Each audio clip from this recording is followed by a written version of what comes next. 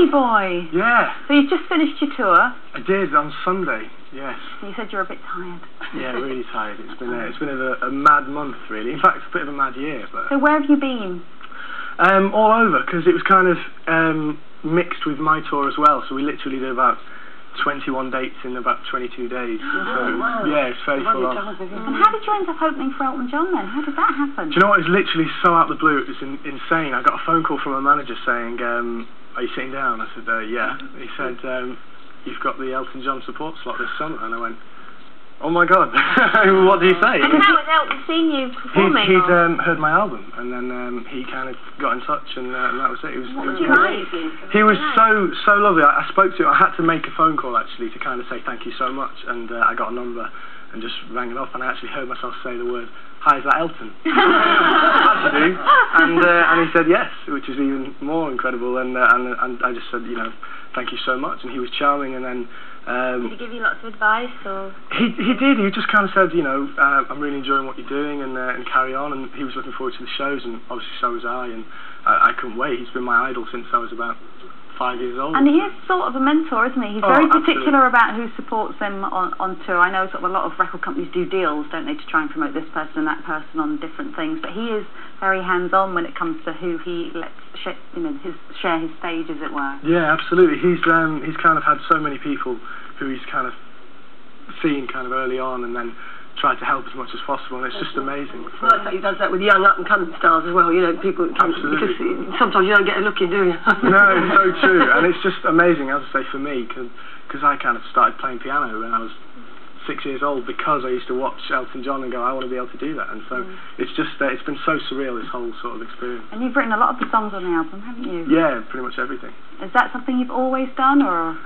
It kind of is. I always saw it less of kind of going, I'm going to write a song, just more like a natural progression, because if you play an instrument, you just get bored of singing other people's songs. You think, I'll just try and do some stuff of my own. That's kind of where it starts, and then obviously when you're writing for an album, then there's kind of different elements that come into it, but yeah, pretty much. And you've just back from LA as well. What's all that about? Is that for acting, singing? It was a little bit of both, but I'm going to have to be one of those annoying things, the old coy But I mean, to be honest, it's been really, really exciting, and I kind of made it quite clear a couple of years ago when I left Coronation Street that I wasn't sort of moving into music full time. I was trying to just expand really and mix the two, and what's great is I'm getting the opportunity to do that now, which is brilliant. You don't want to get pigeonholed, you want to be able to do everything. How did you find LA though? Because it's interesting to watch people sort of come over and they get wisdom. Did you do loads of meetings with lots of execs? And yeah, a little bit, but I got to see the sites. I've got a picture of me in front of the Hollywood Hills, which is pretty much the only site apart from buildings. There's no and plastic surgery. Yeah, absolutely. Lots of plastic surgery. This is true. You do see a lot of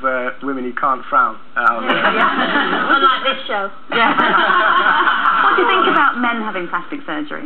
Men having plastic surgery? I think more and more kind of men are getting more and more metrosexual, and it's a bit more acceptable for guys to kind of wear moisturiser and kind of, I don't know, go for a sunburn. That's all right, moisturising, looking after your skin's all right, but you wouldn't, well, you don't need to. No, I suppose. You're gorgeous.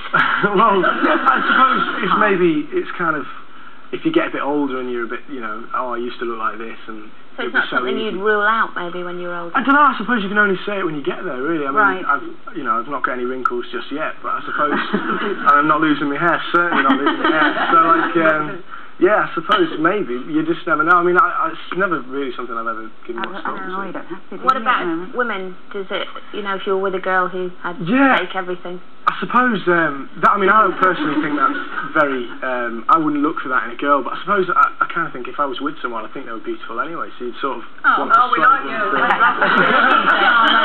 We're also talking about dreams. Do you sort of dream vividly and remember it? Or? Occasionally, yeah. Sometimes I do. Sometimes, I was actually listening, you were talking about like that actor's nightmare before, you get that dream. They all have it, don't you? Or like you're about to go on and do like a Shakespearean play where you can't make up the words and no one has a script, before you're about to step up and you're just running around. If only you could see the script, but just no one has one. And it's, it's true, you do get them quite a lot if you're about to go and perform. Well, as a young man about town, do you have a man bag? Do you carry a wallet? Would you like a big platform shoe? A big platform shoe? No, to be honest, I'm just a kind of wallet and phone guy, and I get a little bit OCD about it as well. Before I go leave a room or a taxi, I go just like mad frantic search just to check I've got everything. But yeah, I kind of just literally mobile and wallet. So, Anderson, what's on the cards for you now then? Well, I'm going on holiday, which I really need. Right. I'm going to go, and then I'm going to get back, and I start a new series for the BBC, and that's going to take me up until Christmas. And then there's also kind of quite a few more music things happening at Christmas time, which hopefully might be involving Mr. Elton John again. So yeah. Wow. Well, listen, the album's out now, isn't it? And the single's That's right, released yeah. this week. And you're going to perform for us at the end of the show? Yes. Thank you so much, Richard Fleeshman, everybody.